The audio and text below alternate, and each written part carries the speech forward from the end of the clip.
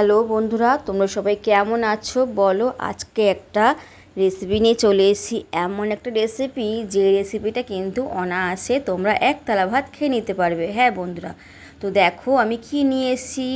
এটা কিন্তু কচু পাতা। হ্যাঁ, যে কচু পাতা কচি কচি যে পাতাগুলো হয় না মাঝখানের বা একদম ছোট পাতাগুলো নেবে। আর অবশ্যই যারা যারা ভিডিওটা দেখছো অবশ্যই একটা লাইক দিয়ে ভিডিও দেখা শুরু করে দাও। তো দেখো আমি কিন্তু কচি কচি পাতা নিয়ে নিয়েছি। এটা কিন্তু বাজারে কিনতে পাওয়া যায় না। এটা কিন্তু আশেপাশে যেখানে তোমরা দেখবে কচু গাছ হয়েছে তার পাশে কিন্তু ছোটো ছোটো কচু সদ্য ওঠে, তখন ওই পাতাগুলো তোমরা নেবে। ঠিক আছে, একদমই টিপসটা ফলো করো, কোনো গলা ধরবে না, কিচ্ছু হবে না। সুন্দরভাবে রান্না করে তোমাদের দেখাবো, একদমই নতুন একটা রেসিপি দেখাবো তোমাদের। ঠিক আছে, তো দেখো আমি 3টে কুচো পেঁয়াজ নিয়েছি, অনেকগুলি কাঁচা লঙ্কা কুচি নিয়েছি প্রায় 15-20 কোয়া রসুন কুচি, আর নিয়ে নিয়েছি বাদাম, আর নিয়ে নিয়েছি কালো জিরে। হ্যাঁ বন্ধুরা, তোমরা কিন্তু টিপসটা ফলো করো, তবে কিন্তু সুন্দর রেসিপি তোমাদেরও হয়ে যাবে। তো দেখো বন্ধুরা, আমি কিন্তু কচি পাতাগুলো কেটে নেবো, সুন্দর করে কিন্তু আগে ধুয়ে নিতে হবে। ঠিক আছে বন্ধুরা, তো দেখো আমি কিন্তু পাতাগুলো ধুয়ে ভালো করে কেটে নিচ্ছি, সুন্দর করে কুচি কুচি করে।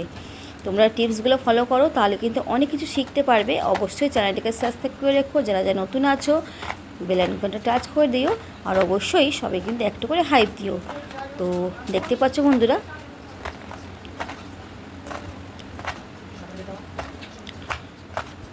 তো দেখো কচু পাতাগুলো কতটা কচু পাতা কাটার পর কইটুখানি হয়ে গেল। দেখো আরও কিন্তু সেদ্ধ করার পর একদমই কম হয়ে যাবে। তো চলো ওভেনে গিয়ে আমরা আগে ফার্স্টে কড়াইতে জল দিয়ে নিই। জল দেওয়ার পর কিন্তু এটা আমি সেদ্ধ বসিয়ে দেবো। হ্যাঁ বন্ধুরা, এটা কিন্তু ভাপিয়ে নেবে, তাহলে কিন্তু গলাটা ধরবে না। ভাপিয়ে কিন্তু জলটা পুরোটা ফেলে দেবে, একটু কিন্তু জল রাখবে না, কেমন। তো দেখো আমি একইভাবে কিন্তু কচু পাতাটা আমি জলের মধ্যে দিয়ে দিলাম। দিয়ে দেবো এবার সামান্য একটু নুন, দিয়ে দেবো সামান্য একটু হলুদ। তো দিলে কিন্তু ভালো সেদ্ধটা হবে, যার জন্যই আমি দিয়েছি। ঠিক আছে বন্ধুরা, টিপস কিন্তু ফলো করো, বারবার বলছি টিপস ফলো করে অনেক কিছু তোমরা শিখতে পারবে। তো দেখো ভালো করে একটু নাড়াচাড়া করে আমি এবার ঢাকা দিয়ে দেবো। ঢাকা দেওয়ার পর কিন্তু মিনিট 3-2 পরেই ফিরে আসছে। ঠিক আছে, তোমরা সঙ্গে থাকো।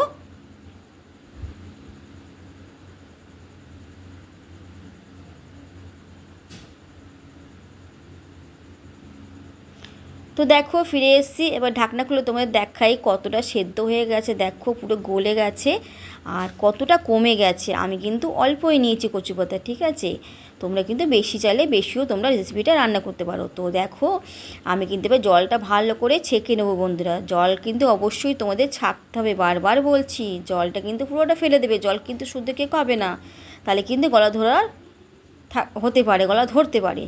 তো দেখো বন্ধুরা, আমি ওই কড়াইয়ের মধ্যে কিন্তু পরিষ্কার করে কড়াইটা ধুয়ে নিয়েছি। ধোয়ার পরে আমি একটু তেল দিয়ে দিলাম। তেল দেওয়ার পরে বাদামগুলো কিন্তু ভেজে নেবো। বাদাম দিলে কিন্তু খুব সুন্দর টেস্ট হয়, জানো তো বন্ধুরা। আর একটা দেবো রেসিপিতে একটা জিনিস, সেটা তোমরা কিন্তু ফলো করবে, ওইটা কিন্তু আরও স্বাদ বাড়িয়ে দেবে জিনিসটা দিলে। তো দেখো বাদামগুলো কিন্তু মোটামুটি আমার ভাজা হয়ে গেছে, আমি এবার তুলে নেবো। এবার ওই তেলের মধ্যে দিয়ে দেবো আমি কালো জিরে ফোড়ন। কালো জিরেটা একটু ডলে দেবো হাত দিয়ে, যাতে সুন্দর গন্ধ ছাড়ে। দিয়ে দেবো শুকনো লঙ্কা, আমি 2টো নিয়েছি শুকনো লঙ্কা ফোড়নে, তোমরা চাইলে বেশিও দিতে পারো। দেখো ফোড়নটা ভালো মতন হয়ে গেছে, গরম হয়ে গেছে, আর কালো জিরে গন্ধটা সুন্দর বেরিয়েছে। দিয়ে দেবো এবার রসুন কুচি। যে রসুন কুচিগুলো আমি কেটে রেখেছিলাম বন্ধুরা, প্রায় 15-20 কোয়া রসুন নেবে, তাহলে কিন্তু খেতে খুব টেস্ট হবে। আর পেঁয়াজটা কিন্তু অবশ্যই বেশি দেবে। দেখো রসুনটা একটু ভাজা হবে, তারপরেই আমি পেঁয়াজ আর কাঁচা লঙ্কা কুচিটা দিয়ে দেবো। একটু ঝাল ঝাল না হলে কিন্তু খেতে ভালো লাগে না। কচুর যে কোনো জিনিস একটু ঝাল না হলে কিন্তু অবশ্যই খেতে ভালো লাগে না। দেখো একটু সামান্য ভাজা হয়েছে, আমি এবার দিয়ে দেবো পেঁয়াজ কুচি আর লঙ্কা কুচিগুলো।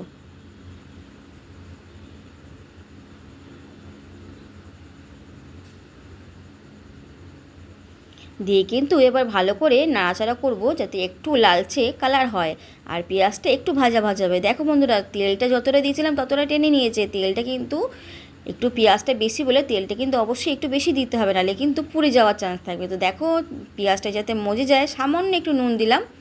যেহেতু কচু পাতায় নুন দেওয়া আছে, সেদ্ধ করে নিয়েছিলাম না, তার জন্য কিন্তু নুনটা পরিমাণে ঠিক রাখতে হবে।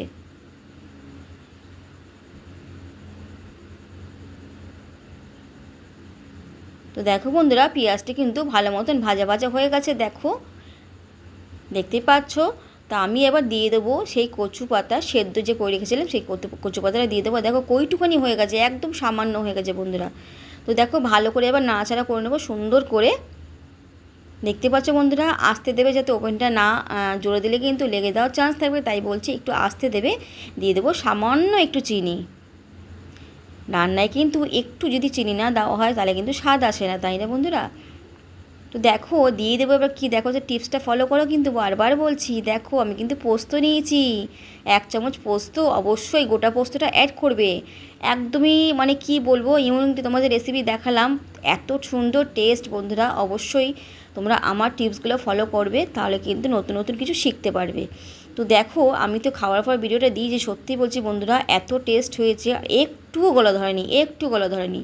তবে আমি যেরমভাবে করলাম ওরমভাবেই সেম করে দিও। দেখো বাদামগুলো দিয়ে দিলাম, বাদামগুলো যখন মুখে পড়ছে আর গোটা পোস্তগুলো মুখে পড়ছে, মানে কি বলবো, আর গরম গরম ভাত তার সঙ্গে, তাহলেও তার কোনো কথাই হয় না, তাই না বন্ধুরা? তো দেখো কচু পাতাগুলো অনেকটাই মজে গেছে, দেখো দেখতেই পাচ্ছ। কচুর যে কোনো জিনিস যত টানাবে তত টেস্ট বাড়বে, আর যদি জল জল ভাব থাকে তাহলে কিন্তু সেই টেস্টটা কিন্তু আসে না বন্ধুরা। তাই বলছে টিপস ফলো করো, অনেক কিছু শিখতে পারবে তোমরা। এই দেখো কত সুন্দর কালার এসছে, কত সুন্দর ভাজাটা হয়ে গেছে বন্ধুরা, তো দেখতেই পেলে। আরেক কিছুক্ষণ নাড়াচাড়া করার পরে আমি নামিয়ে নেবো।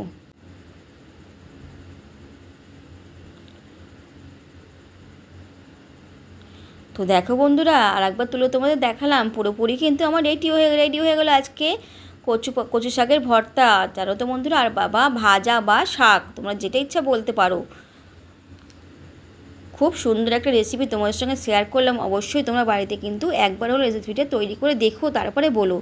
তো চলো রেডি হয়ে গেলো আজকের রেসিপি, তোমাদের কেমন লাগলো বন্ধুরা অবশ্যই কিন্তু জানাবে। দেখো আর যারা যারা নতুন আছো অবশ্যই চ্যানেলটাকে সাবস্ক্রাইব করে রেখো, আর যারা যারা ভিডিও দেখছো আমার তরফ থেকে তোমাদের অনেক ভালোবাসা রইলো, আর এরকমভাবে পাশে থেকো, আমিও তোমাদের পাশে আছি, কেমন বন্ধুরা?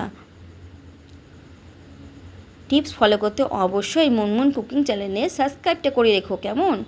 তাহলে কিন্তু নিত্য নতুন তোমরা রান্না শিখতে পারবে। দেখো কাছ থেকে একটু ধরে দেখা যে তোমাদের কেমন লাগলো অবশ্যই কিন্তু জানিও। আর একদমই ইউনিক রেসিপি তোমাদের সঙ্গে শেয়ার করি যাতে তোমরা কিছু শিখতে পারো। তো চলো বন্ধুরা, টাটা বাই বাই, সবাই ভালো থেকো।